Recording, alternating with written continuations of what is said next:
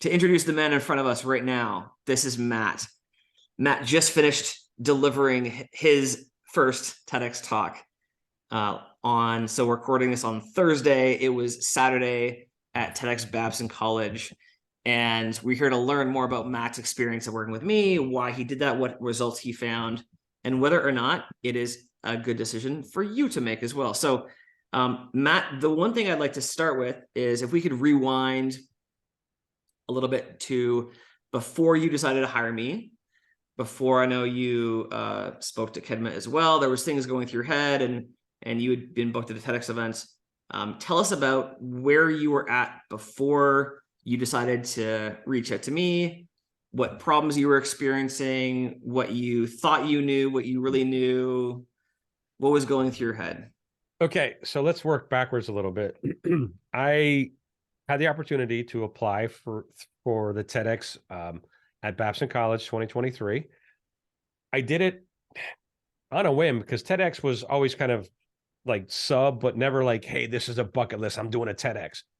A colleague said, hey, you should apply. I did it like the night before the deadline. And I'm like, okay, great.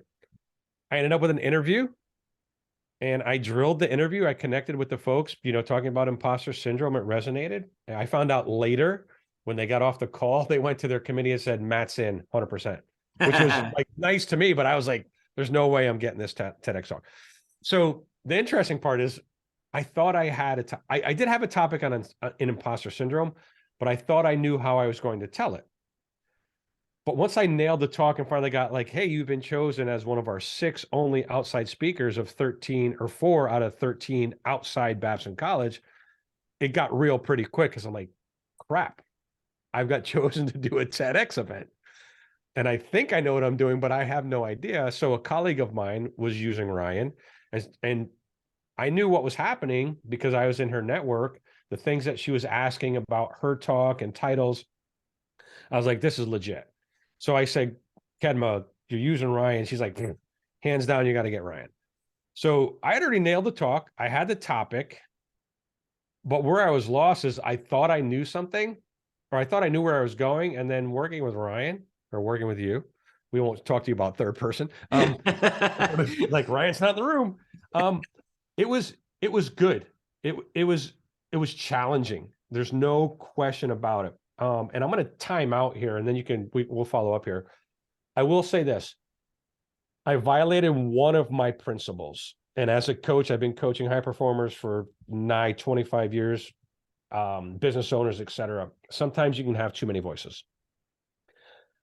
I connected with someone outside of this network that was kind of a mentor of mine and went down a path trying to retell this story.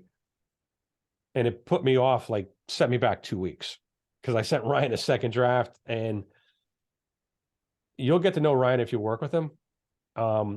Super cerebral, analytical. If you know anything about disc personality, very high C, like, it's about the facts. And he was like, Matt, I didn't think like this wasn't the path we were going. Like, that's not what you explained to me when we talked. So I got lost.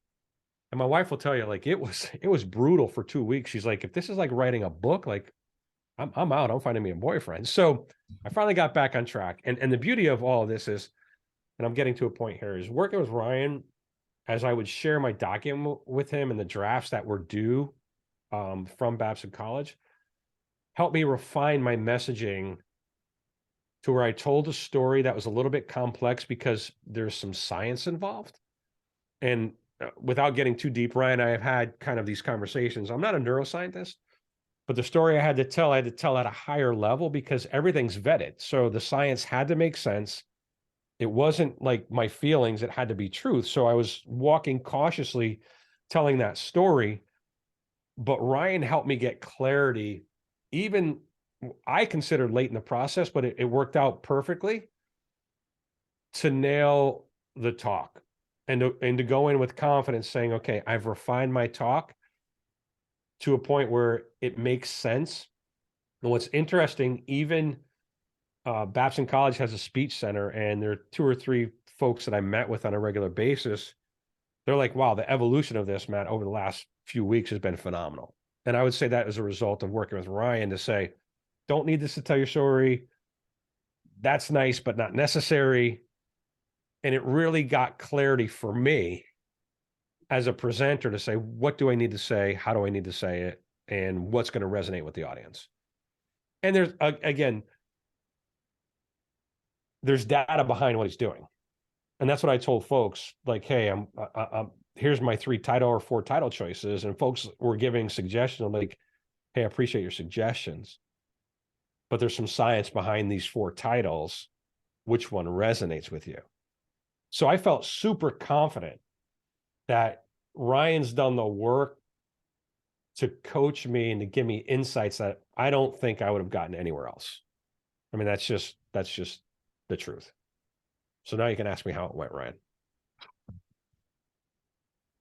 That was no, that was good. And you're an excellent student as well. So like I think one thing to reiterate, so your everybody can see your background, right? So Matt's background is in coaching champion NASCAR drivers, right? So you are not, this is not like you're speaking from the perspective of someone who's never done speaking or coaching, is just took your first life coaching course and decided to give it a wing, right? You have been exposed to very high levels of performance as your clients and also as yourself.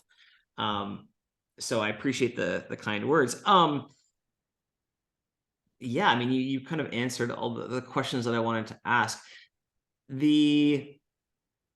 you worked, I mean, it was interesting. You had a number of other people, other voices in your life at this time that were giving you advice that was sometimes not in agreement with me. Some of it was backed by data. The title thing, you know, I have a YouTube video on this that I'll link below, where I looked at every single title on the TEDx YouTube channel, all of them with the views, and just was like, okay, well, what formats work? Like, just forget about my opinion. Just what does the data actually show, right? And I didn't used to do it like that, but I think this is a better data-driven approach. But there's some other things that were maybe less data-driven. In terms of I just like explaining things logically to you, and hopefully you got it. But like, what was it that about my approach that made you? Is there anything else about my approach that you liked as compared to other things you had tried in the past for other? Well, I think from everybody else, yeah. Yeah. So your hat says it all, right? Substance before style. In full transparency, I gave Ryan a talk I did in Nashville just as a like, so we could understand kind of the lane I was going. And he came back and he's like, hey, Matt, that's awesome, but it made absolutely no sense. You tried to cram too much in a 30-minute talk. And it's true. But this was kind of a new topic for me, the neuroscience, and I work with high performers, championship pit crew guys. Like, so the neuroscience really helped me. I'm going to tell my quick story to overcome imposter syndrome and limiting beliefs just by understanding the neuroscience. So I doubted myself in the middle of this because during one of our TEDx talk meetings with our core group at Babson, they're like, hey, listen, gang, if you're going to come with any science or scientific stuff or suggestions, it will be vetted by TED. So TED will vet your ideas and your stats and your data because they want it to be legit. Like, people just can't come on with random stuff. So that freaked me out a little bit. So I moved a little bit away from the science of cells craving and, you know, us coming back to events that are supporting our limiting beliefs for about a week. And I just wrote and wrote and wrote. And this is with a mentor of mine who helped me, you know, kind of overcome this stuff. And it was really, we shaped it more towards, you know, interpretations of events. But then I was like, it was super emotional, but it wasn't telling the story that I sold TEDx on, which was overcoming imposter syndrome. So I had to go back to that, and where Ryan's feedback was awesome. Was like, okay, here's the logical sense. And I'll be honest with you, I took almost all of his input, but I have creative control. So events, you know, like, this is the beauty of working with a coach is I'm paying him to coach me. Ultimately, I have to execute. And I feel like he gave me all the tools to execute. And I also felt like I had creative control. So we would go back and forth on our sheet to be like, hey, this is this. I don't think this is. And I'd hit him back like, listen, I have to tell it this way, or It's just, there's no other way to tell it. I'm telling it this way. And it's like, okay, great. So he didn't get pissed. I didn't get pissed, but he will challenge you and make you vet and explain your ideas so they make sense. And I am not a highly detailed person. So for Ryan, with his analytical brain, data-driven brain, and logical brain, it was a perfect, I don't want to say foil, but it was the perfect team, because he wasn't emotionally involved. There's no emotion here. It wasn't like, oh man, that's just like an emotional story. It was like, no, like I was using his analytical brain in my blind spot and be like, okay, I'm going to trust Ryan because this makes sense. I need to include this, this, this. So that was comforting for me to lean into that. If you are not willing to be coached, don't sign up. I'm just telling you, just don't Yeah, bother. yeah. It's Ryan, I can just, Ryan, it's painful. But if you're not willing to be coached and take input, and I'm going to say this, Ryan, you have to learn.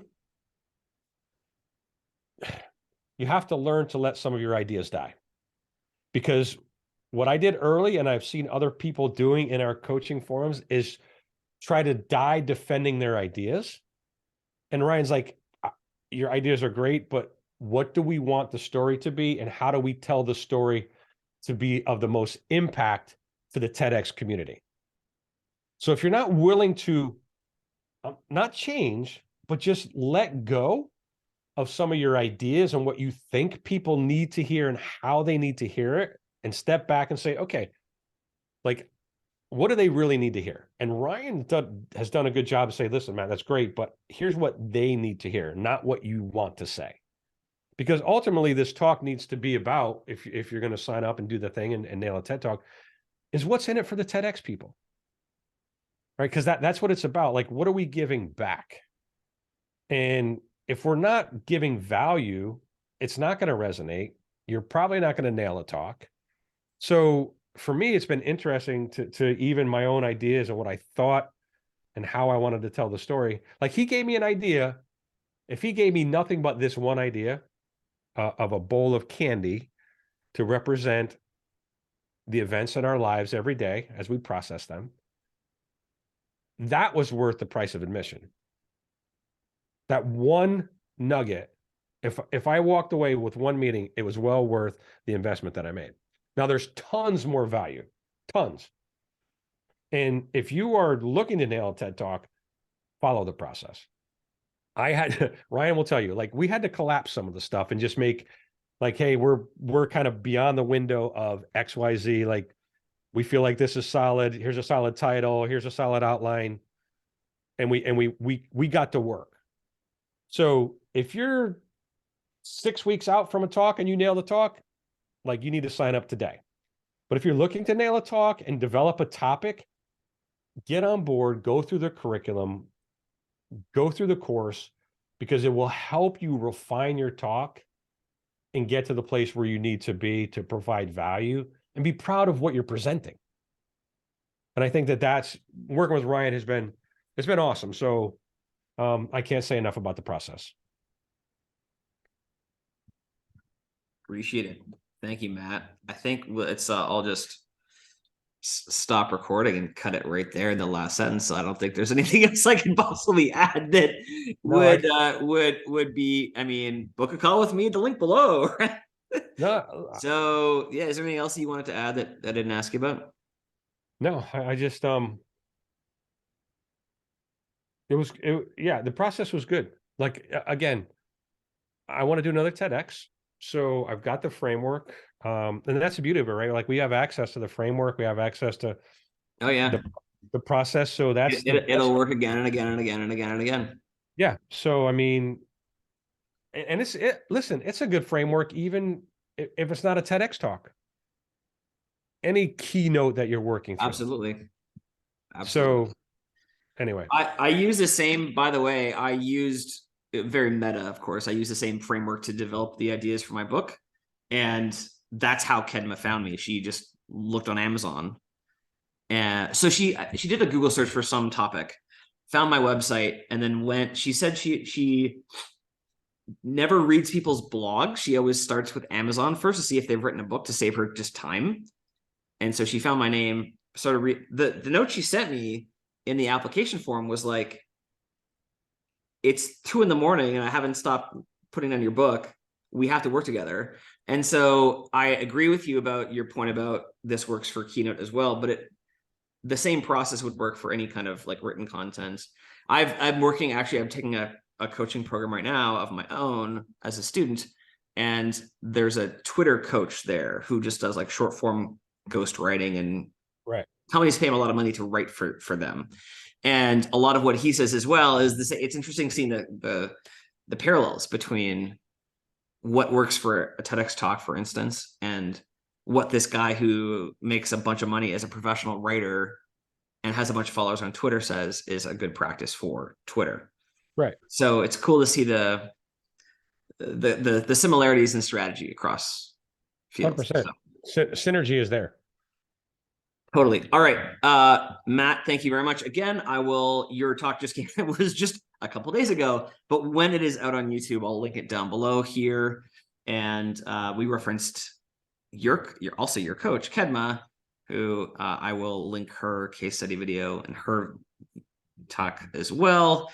And if anybody else is interested in working with me, again, I'll drop a link below to my website and you can get in touch that way. So that is all for today. Thank you guys.